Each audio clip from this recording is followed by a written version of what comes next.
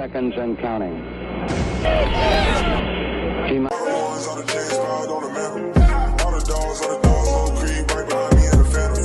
Hey, what's good, y'all? Welcome back to another video. I'm Anish. I'm joined with Drew, and today we're going to be going over all of the latest Texans re-signings, and there's a lot of them, but just wanted to quickly inform y'all about the latest Watson news. So the Panthers and the Browns are officially out of the race, and it seems like the Watson decision will come sometime over the weekend, and so Watson still needs time to decide, it seems, and so yeah, I'm hopefully we do get a good compensation in return, because some of the stuff we're seeing on social media is absolutely atrocious. So hopefully Nick Caserio gets good value for Deshaun Watson, but that's besides the point. But before we begin, be sure to hit the subscribe button down below, and yeah, let's just get started. So let's just go down the list. This isn't in chronological order, but so one of the biggest re-signings the Texans made was Maliek Collins. That was a really good deal for us. Let me pull it up. It's a 2-year, $17 million deal. So that's a pretty solid contract from Maliek Collins. Drew, what are your thoughts on him? I really like Maliek Collins. He did only have 2.5 sacks. But if you look at the film and you just kind of talk to people around the league, he's a very unique pass rusher that brings a lot of different variety of pass rusher moves. He has a little spin move. He's kind of twitchy, really good agility for someone his size. You can play him at the 3-tech. Lovie Smith talked about him about the combine, how they wanted to re-sign him and all of that. Yeah, Lovie Smith said that he fits the profile for what they want, the 3-tech position. Someone that can obviously rush the passer. In terms of stopping the run, he's not necessarily the best, but he does have the athletic traits to be able to do that. Texans will probably need to decide what they're going to do at the 1-tech position. Stick with Roy Lopez there. You're gonna have to get some run stopping presence, maybe a solid run stopping edge. They did get Ogbo, who is he's got decent ability to stop the run, so I like the potential there. But Maliek Collins is definitely a good pass rusher. But I do want to see a little bit more improvement in terms of run stopping abilities. The Texans are ranked in the lower 20s in stopping the run. But Maliek Collins is a great player, very underrated, and we got him at a pretty good value. So I like that re-signing. Yeah, and according to PFF Texans, Maliek Collins had a 12.2% pass rush win rate in 2021, and he was ranked 22nd among qualifying interior defensive linemen. So that's really great by Maliek Collins. There's a lot of concerns, like him coming from the Raiders. He did not perform good at all, but having that change in scenery, coming to the Texans, playing for Lovie Smith, I think that really helped him a lot. And so our D-line, obviously, it's very young too. Like Maliek Collins is like 26, 27, like still pretty young.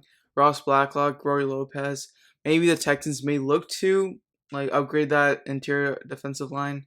Obviously, there's a lot of positions we need to upgrade, but solid re-signing by Nick Caserio. This was one of the main guys, like Drew and I, and like a lot of and Roman wanted us to re-sign, and so yeah, Maliek Collins was a great signing for us. The next person on the list is Jeff Driscoll.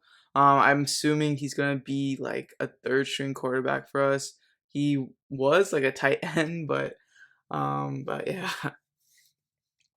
Yeah, not exactly sure the Texans going to use him. I believe Ian Rappaport said that he is going to be going back to quarterback in that case. With the Texans signing Kyle Allen, of course, backup quarterback, started some games for the Panthers, played well.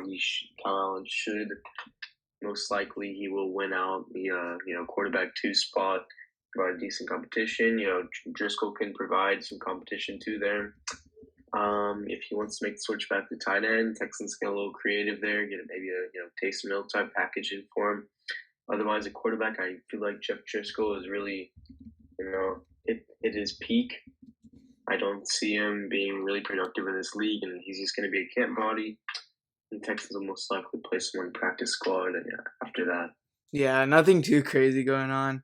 And so the next player on the list is Chris Moore, and I really like the signing. He signed for a 1-year, $1.187 million deal, And I think Chris Moore, he made a lot of big plays for us, a lot of chunk plays. Like whenever he was in the game, like he actually made a difference. And so a lot of people think he looks like Will Fuller out there, which is really funny, and because he wears the same number too. But Chris Moore, I really like the sign. He's a super underrated guy, and I'm glad to have him back on the roster. Yeah, it's always good to add depth to the wide receiver position. I didn't exactly think Chris Moore would make the roster last season. I was impressed that he was able to. I was impressed with that game against the Patriots. He made some flashes without a doubt. Yeah, he is going to be 29 years old entering next season, so I do expect the Texans to try to get a little bit younger. They got also retained Philip Dorsett, as you know, he signed an extension towards the end of the season. They had Nico Collins, who's young. There's another guy they signed who we'll talk about later. He's a little younger too. But Chris Moore has proved to be solid and a pretty viable option, wide receiver four, and sometimes even wide receiver three. So I'm solid. It's solid re-signing, and I'm definitely okay with that. Yeah, a lot of these resignings are 1 year deals. And so the next guy on the list is Anthony Auclair, tight end. He signed for 1 year, $1.9 million. He's supposed to be a blocking tight end for us, but he isn't the greatest at blocking. So I'm not completely sure why Casero brought him back, but the tight end market is kind of crazy. So I can see why. And we can also talk about the other tight end we resigned later on. But Anthony Auclair, do you have any thoughts on him? Yeah, I mean, he is supposed to be a blocking tight end. He did solid in Tampa with the Buccaneers. Was definitely involved in a lot of blocking packages. Did not see him go on many routes. Of course, the Texans should be running a two tight end team with Pep Hamilton. Also running the ball a lot too. So Auclair will most likely make the team, and he'll most likely be involved in a lot of the same packages where he will be asked to block. Yep, and the next player is Davion Davis. This was the other player Drew was mentioning. He only played like a little bit in the he only played a little bit in the season. But what do you think about this resigning?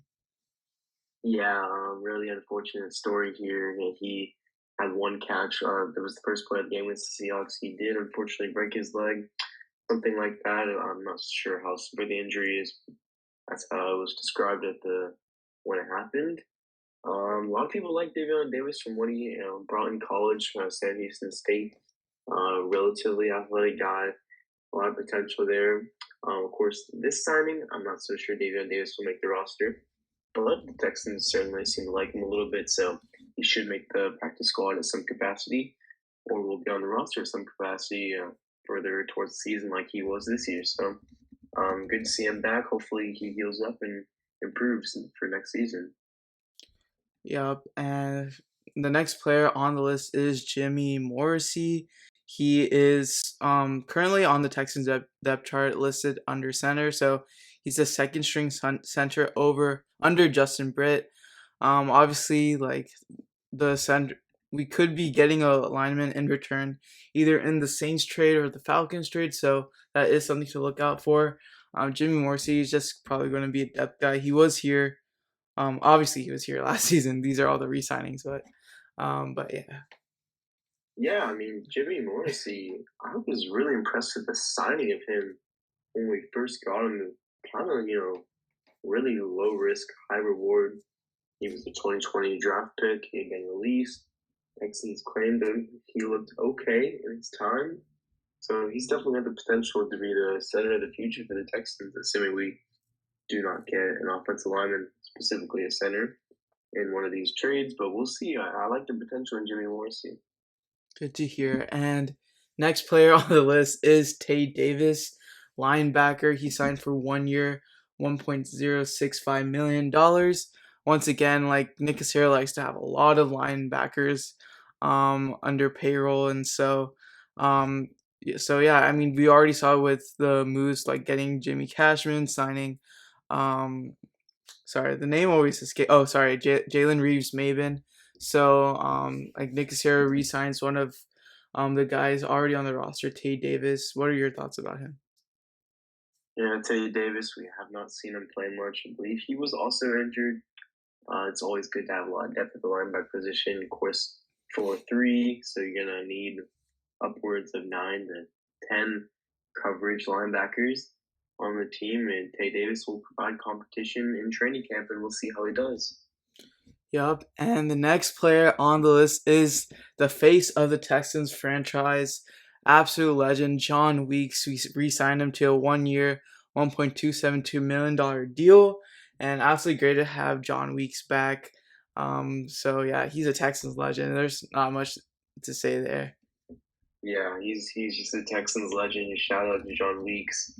I actually think I have one of his autographs. That's pretty cool. Thank you to John Weeks for sticking around through this mess. And while we hopefully can get him a ring one day, we'll see. Yeah, hopefully because I mean when the Texans like released him or like cut him, I was like so shocked. I'm like, why would we ever release John Weeks? There's nothing like he's here on the cheap. He's like a Texans like legend. Like why would we do that? But anyways, the next person on the list is Terrence Brooks, safety. He did start in 3 games for us in 11 total games. He, as far as stat wise, he's had 1 passes defensed, 21 combined tackles.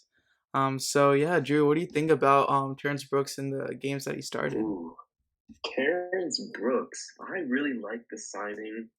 We got him in free agency last year. Really gritty, tough guy. I like these Patriots special teamers that try to find spots on other teams. We've seen it work before. I think that Terrence Brooks is really solid depth, high energy, physical guy, potential to be a good leader, and he looks pretty good in a Texans uniform too. So I like Terrence Brooks, that's for sure. Nice. And the next player on the list is Pharaoh Brown. This is probably one of the re-signings that I kind of disagree with. We re-signed him for a 1 year, $3 million deal. And the reason why I disagree with it is because Pharaoh Brown, he committed one of the, like, I think the most penalties on the team. And so, um, and we are guaranteeing him for money, but he was flagged for like holding, all sorts of things. And so, definitely don't agree with this resigning. Hopefully he doesn't play over Brevin Jordan, but Drew, what are your thoughts, man?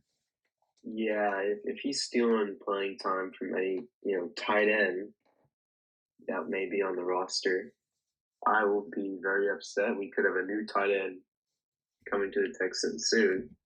So I'm not sure if Pharaoh Brown will even make the roster. He did not deserve to get a contract extension. I'm not sure why he got $4 million per year. I'm not sure why the Texans re-signed him. I'm not sure how he is in the NFL still. After committing the most penalties on an NFL football team, after making drops, looking lazy, he's supposed to be a blocking tight end, also physical, yard after catch tight end. He failed to do that, and I'm sorely disappointed to see him back on the Texans. I'm assuming the Texans think that they can revive whatever they saw in him 2 years ago. I think he looked good 2 years ago, but he did not look good at all last year. So, Pharaoh Brown, you need to clean your act up and revive whatever was in you 2 years ago because that was really good football. Mm-hmm. Last year was not good football. Yeah. Yeah, I was just about to say that. Like, yeah, he was really good for us, like his first year here, but then after that he fell off. Like, I don't know what happened. He got much more undisciplined. I don't know if Bill Bryan was keeping him disciplined. But yeah, I think Pharaoh Brown, like if you look at some other deals, like I know I mentioned the tight end market. OJ Howard, I know he's not the greatest player ever and he seems to be like a bust, but I would have rather like us re-sign him, and he resigned with the Bills, I believe, for a 1 year, $3.5 million deal.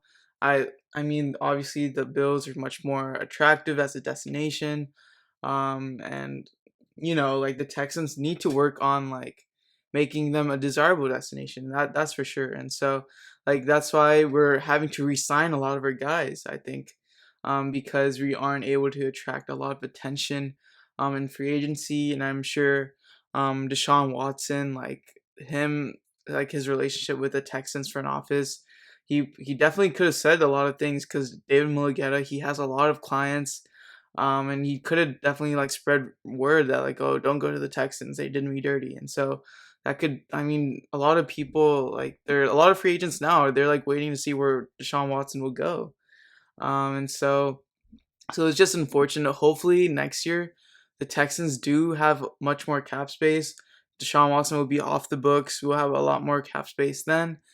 Then hopefully we can make a splash move. I wasn't really expecting a splash move this offseason, and like you can see here, we're signing like tier three guys, and so yeah, that's my little rant right there.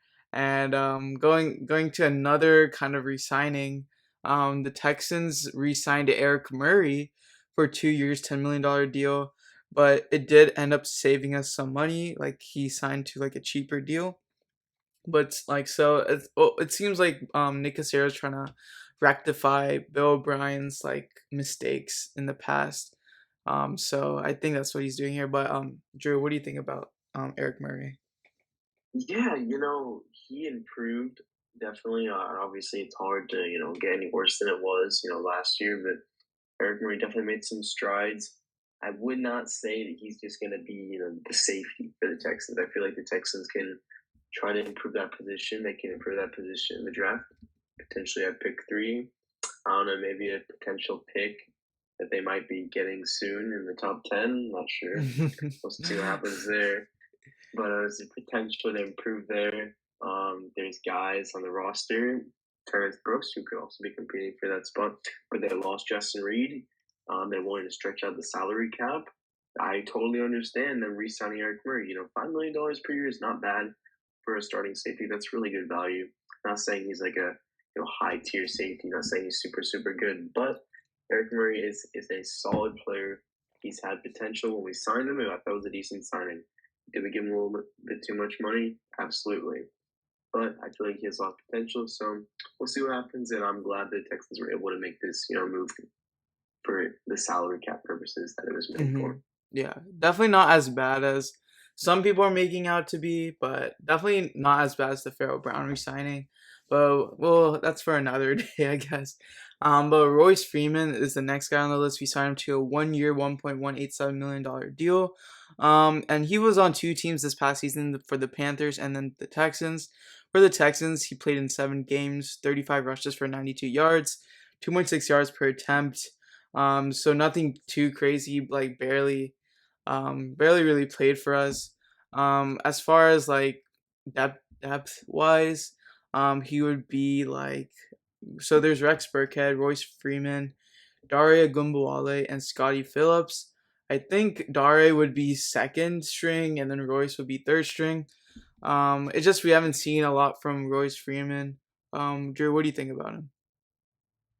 Yeah, this is kind of similar to me, kind of like the Philip Dorsett extension. He was Philip Dorsett was on another team, of course. Royce Freeman was kind of rewarded with a contract here. He didn't necessarily play too well, but he did impress the Texans, staff and organization. He has potential. He's only 26 years old. He's going to add depth. I can't necessarily say he's going to make the roster like the only running back that can really make the roster here. I know Rex Burkhead did get an extension, but he is old. The contract is very cheap. I'd say Dare is probably a special teams guy. Other than that, I think the Texans need a young talent, and they need to possibly look for a Sony Michel, maybe even Melvin Gordon in free agency. Because if they want to run the ball, they can do it by committee, but the committee right now is looking very, very weak. But yeah, Royce Freeman is solid depth, good potential there, cheap deal. Absolutely love it. Yeah, and then the Texans also re-signed Carson Green. He didn't play for us, but coming out of college, he was pretty solid for the Aggies, the Texas A&M Aggies, and so hope maybe he'll get playing time. But honestly, he's just like he's depth wise, so I mean, he's definitely going to be under Charlie Heck, it seems, and we Tunsil's here for the future. So tackle seems to be set. A lot of people are, as far as offensive tackle, a lot of people are debating whether Texans should consider either Ikem Ekwonu or Evan Neal at three. I mean, it's still very in play because they could play guard. And so, and our interior O line does need like that star power. So it's very possible we could go that route. Drew, do you have any thoughts on that?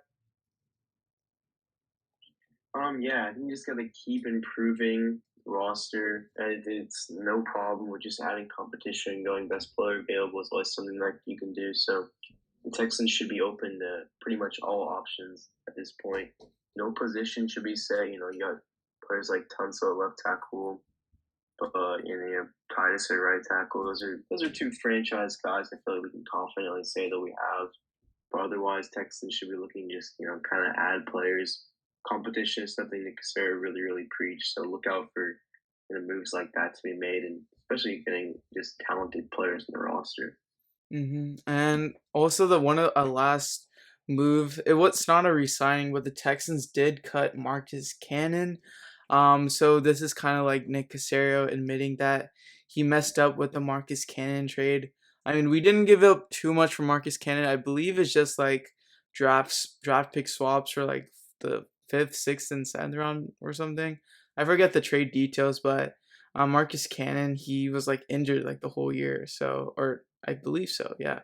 So that was unfortunate. I was kind of really looking forward to seeing him, like how he would help Titus develop. I guess he did, since being on the roster, he can still coach him up. But yeah, best of luck to Marcus Cannon.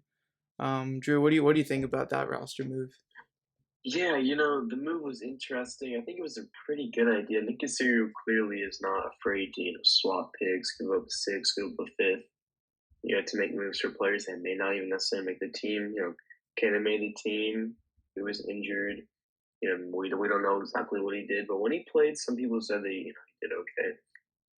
But it's whatever. And Nick Casario made the move. Let's just move on. The move saves $5 million in cap space, so for the future, that's definitely a good move. Sorry they didn't pan out, but overall, it's okay.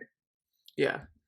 And that's pretty much it for the video. Let us know your thoughts on these resigning slash roster moves. And as always, be sure to like, subscribe, and turn on post notifications. Thank you all for watching. Peace.